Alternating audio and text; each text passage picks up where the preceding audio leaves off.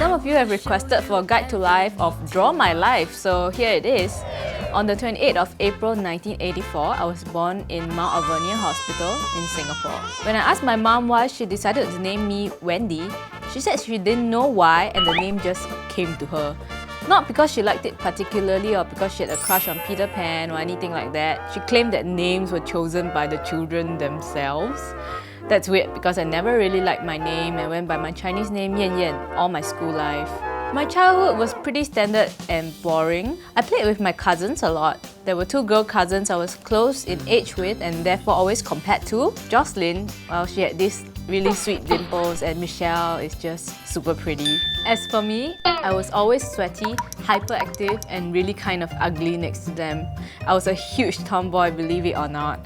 I loved climbing here and there and I never sat still. My uncles and aunties all preferred my demure and rather drier cousins. I learned at a very young age that when you look good, people like you better. Also, if you're ugly, compensate with a sense of humor. When I was 4, my mom got pregnant again.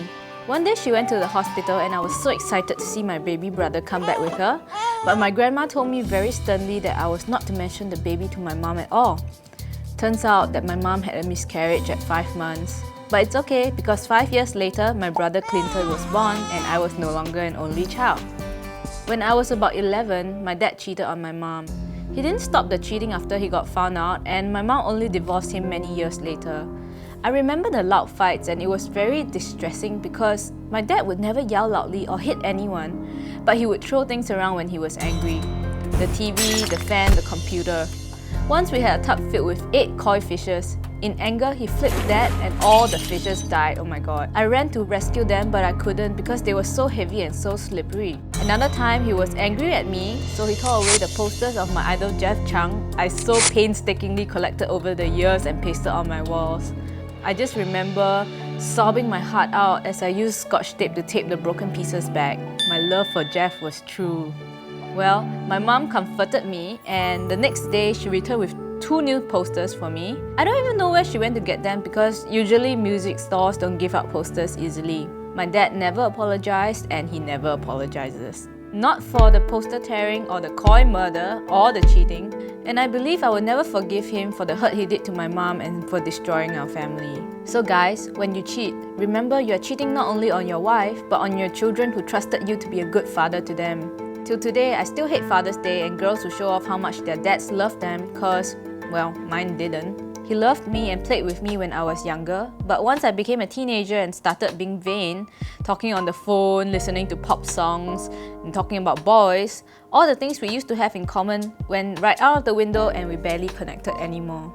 At that point in my life when I first hit puberty, our family was pretty well off, I guess. My dad drove a black Mercedes around, but it turns out the money came from his stupid mistress. Ugh. Well, maybe the mistress stopped giving money after this, but we became pretty poor afterwards. My mom actually had to take on 3 jobs to sustain the family. She's the most hardworking, capable person that I know, and she's my hero. I guess it was also around this time that I realized I was pretty darn smart. I was at the top of my class. Well, that was in primary school, but I guess in secondary school it all went downhill.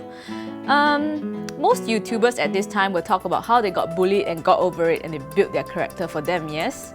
Well, I don't see anyone thanking the bullies. I mean, we help you become the fantastic person you are now, right? That's right, I was a mean girl. Not Katie Heron or Gretchen Wieners or Karen Smith. I was Regina George. I was popular, I was social, I was great at manipulating people to hate other people. I wasn't the prettiest, in fact I was pretty ugly, but I made friends with all the prettiest girls.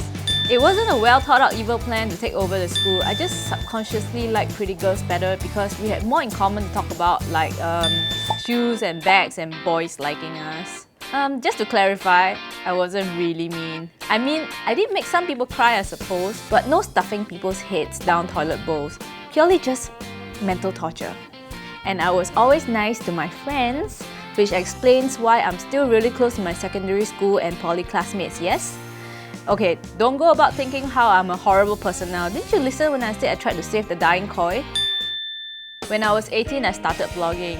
The rest I suppose you read from my blog how my life developed afterwards. At 21, I met the love of my life, and you know him as Mike. And 8 years after that, we produced the sweetest, most perfect little baby. My life turned out pretty awesome so far, and most of the time I still cannot believe how blessed I am. I mean, I get cursed every day by haters who think that I don't deserve all that I have, but life just keeps getting better. I'm turning 30 next year, and I cannot believe that more than 1/3 of my life is shared with the public. It was the best decision I've ever made. I just want to end this by saying how much I love you guys, my readers and loyal viewers of Guide to Life. I believe I am where I am today because of all the tremendous support I have from all of you. So as usual, thank you for watching and see you next time.